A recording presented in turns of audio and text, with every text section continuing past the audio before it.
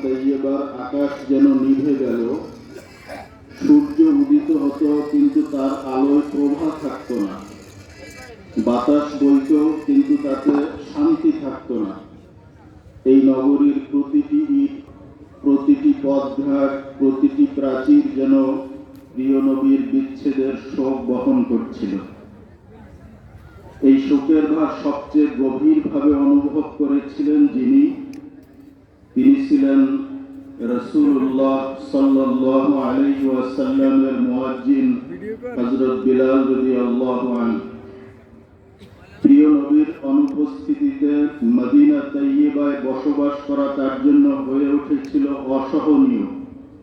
মদিনার পথে পথে ঘুরে তিনি কাঁপা কণ্ঠে জিজ্ঞেস করতেন, হে মানুষেরা, তোমরা যদি কোথাও আমার প্রিয় নবীকে দেখে থাকো তবে আমাকে দেখিয়ে দাও। কিন্তু উত্তর মিলত না। তখন তার হৃদয় আরো ভারী হয়ে উঠত। তিনি যখনই মসজিদে নববীতে উপস্থিত হতেন, তার হৃদয় চেপে ধরে দাঁড়িয়ে থাকতে হতো, যেন স্মৃতির ভারে বুক ফেটে যাবে। মিনারের দিকে তাকালে মনে পড়ত সেই দিনগুলোর কথা, যখন এই কণ্ঠে উচ্চারিত আজানে প্রিয়তম রাসূল মসজিদে আসতেন। মদিনার অলিগলি, বাজার হাট, পথঘাট, প্রতিটি পদক্ষেপে তাকে তাড়িয়ে বেড়াত প্রিয় নবীজির স্মৃতি। কোথাও প্রিয়তম নবীজির হাসির প্রতিধ্বনি, কোথাও তার পদচারণার চিহ্ন। মনে হতো এই শহরের প্রতিটি ধূলিকণায় নবীজির সুগন্ধ লেগে আছে। অথচ সেই মুখ, সেই কণ্ঠ, সেই দৃষ্টি কোথাও নেই। প্রেমিক যখন প্রিয়কে হারায়, তখন তার স্মৃতিময় স্থানই হয়ে ওঠে কারাগার। বেলাল যখন বুঝতে পারেন তিনি আর আসবেন না, তার শূন্যস্থানটি আর পূর্ণ হবে না, মায়াবী কণ্ঠে মধুর সুরে আর ডাকবেন না, তখন তার হৃদয় থেকে রক্ত ঝরে অসহ্য যন্ত্রণায়। এই অসহনীয় যন্ত্রণার ভার সহ্য করতে না পেরে হযরত বিলাল রাদিয়াল্লাহু আনহু অবশেষে মদিনা ত্যাগের সিদ্ধান্ত নিলেন। চোখ ভরা জল আর বুক ভরা ব্যথা নিয়ে তিনি চলে গেলেন শামের খালাদে। কিন্তু দূরত্ব কি বিরহের যাতনা মেটাতে পারে? প্রিয় নবীর স্মৃতি তো হৃদয়ের ভেতরেই বাস করে। প্রিয়তমের বিরহ তাকে কুরে কুরে খায়। বিরহের নিশি কিছুতে আর চাহে না পোহাতে, ওগো প্রিয়। জাগরণে দেখা দিলে না যখন, স্বপনে আসিয়া দেখা দিও। কিছুদিন পর এক রাতে আল্লাহ তাআলা তার হৃদয়ের আকুতি শোনেন। তিনি স্বপ্নে নবীজির সৌন্দর্য দর্শনে ধন্য হন। সে এক অনুপম মুহূর্ত, যেন দীর্ঘ বিরহের পর আত্মা তার আশ্রয় ফিরে পেল। স্বপ্নে হুজুরে আকরাম সাল্লাল্লাহু আলাইহি ওয়াসাল্লামকে বলতে শুনলেন, হে বেলাল, এই শুষ্ক জীবন আর কতদিন? তোমার কি এখনো আমার জিয়ারতের সময় আসেনি? ঘুম ভাঙল, কিন্তু হৃদয় তখনো স্বপ্নের আলোয় ভেজা। সেই এক বাক্য তার অন্তরের সমস্ত দরজা খুলে দিল। নবীজির সান্নিধ্যের স্মৃতি নতুন করে জেগে উঠল। প্রেমের আগুনে যেন নতুন করে স্ফুলিঙ্গ জ্বলে উঠল। বিরহ আর সহ্য হয় না। আর এক মুহূর্ত বিলম্ব না করে তিনি রওনা হলেন মদিনা তাইয়্যিবার পথে। মদিনায় পৌঁছে সোজা চলে গেলেন মসজিদে নববীতে। সেখানে প্রবেশ করে তার চোখ উন্মত্তের মতো প্রিয়তম রাসূলকে খুঁজতে লাগলো। কখনো মসজিদের মিম্বারে, কখনো হুজরার দিকে।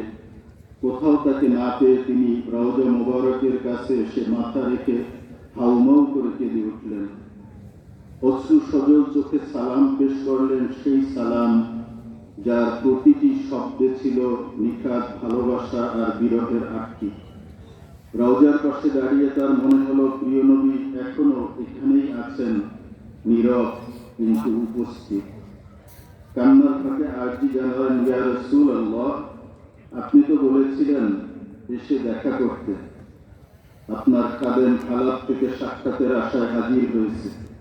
এই কথা বলে তিনি অজ্ঞান হয়ে রওজার পাশে লুটিয়ে পড়লেন। অনেকক্ষণ পর যখন তার জ্ঞান ফিরল, ততক্ষণে মদিনার আকাশে বাতাসে একটি খবর ছড়িয়ে পড়েছে, রাসূলের মুয়াজ্জিন হযরত বিলাল ফিরে এসেছেন। এরপর তিনি উপস্থিত হলেন আহলে বাইতে আত্তারের দরবারে। নবীজির কলিজার টুকরা হাসান ও হুসাইন রাদিয়াল্লাহু আনহুমাকে বুকে জড়িয়ে ধরলেন। শিশুদের সেই আলিঙ্গনে যেন প্রিয় নবীর ঘ্রাণ পেলেন। হৃদয়ের উত্তপ্ত ব্যথা কিছুটা প্রশমিত হল। প্রেম কখনো কখনো প্রিয়তমের স্মৃতিতেই সান্ত্বনা খুঁজে নেয়। দুই রাজপুত্র স্নিগ্ধ কণ্ঠে তাকে অনুরোধ করলেন, আপনি আমাদের জন্য ফজরের আজান দিন। হযরত বিলাল রাদিয়াল্লাহু আনহু থমকে গেলেন। তিনি তো দৃঢ় সিদ্ধান্ত নিয়েছিলেন নবীজির ওফাতের পর আর কখনো আজান দিবেন না, কারণ প্রতিটি আজান তার কাছে ছিল নবীর দিদারের প্রতীক্ষা। কিন্তু আজ কাকে দেখবেন? তবুও নবীর বংশধরদের সন্তুষ্টির জন্য, তাদের হৃদয়ের আবদার রক্ষা করতে তিনি একবারের জন্য আবার আজানের জন্য প্রস্তুত হলেন। স্নিগ্ধ ভোরের আলো, নীরব প্রভাত। হযরত বিলাল রাদিয়াল্লাহু আনহু মসজিদে নববীর ছাদে দাঁড়িয়ে আজান শুরু করলেন। প্রথম ধ্বনিত হলো আল্লাহু আকবার, আর সঙ্গে সঙ্গে মদিনার আকাশে এক অদ্ভুত আলোড়ন সৃষ্টি হলো। মুয়াজ্জিন রাসূলের কণ্ঠস্বর শুনে পুরুষরা ঘর থেকে বেরিয়ে এলো, নারীরা বিছানা ছেড়ে উঠে বসলো, শিশুরা ঘুম ভেঙে জেগে উঠল, যেন পুরো শহর এক মুহূর্তে জেগে উঠেছে অতীতের ডাকে। আর যখন উচ্চারিত হলো আশহাদু আন্না মুহাম্মাদার রাসূলুল্লাহ, তখন ঘরের পর্দা ভেঙে বেরিয়ে এলো নারীরা, রাস্তায় নেমে এলো সবাই বলতে লাগলো, রাসূলুল্লাহ ফিরে এসেছেন। হুজুর সাল্লাল্লাহু আলাইহি ওয়াসাল্লামের ওফাতের পর মদিনায় সেদিনের মতো আর কোনোদিন এত মানুষের কান্না একসঙ্গে দেখা যায়নি।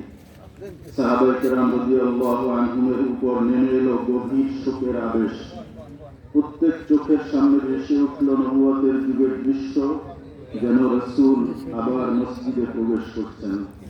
প্রত্যেক হৃদয় কেঁপে উঠল দরবারে নববীর স্মৃতিতে। প্রেম ও বিরহ এক হয়ে মদিনার বাতাসে ছড়িয়ে পড়ল। সেদিন মদিনার আকাশে শুধু আজানের ধ্বনি ছিল না, ছিল প্রেমের কান্না, ছিল বিরহের হাহাকার, ছিল ভালোবাসার আর্তনাদ, ছিল এক উম্মতের হৃদয় স্পন্দন, যা আজও সময়ের পর্দা ভেদ করে আমাদের হৃদয়ে প্রতিধ্বনিত হয়।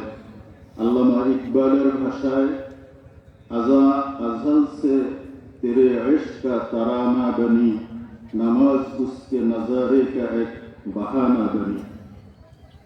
আজান চিরকালই ছিল তোমার প্রেমের তারানা, নামাজ তো কেবল তোমার দিদারের বাহানা। ধন্য বেলালের ইশকে রাসূল।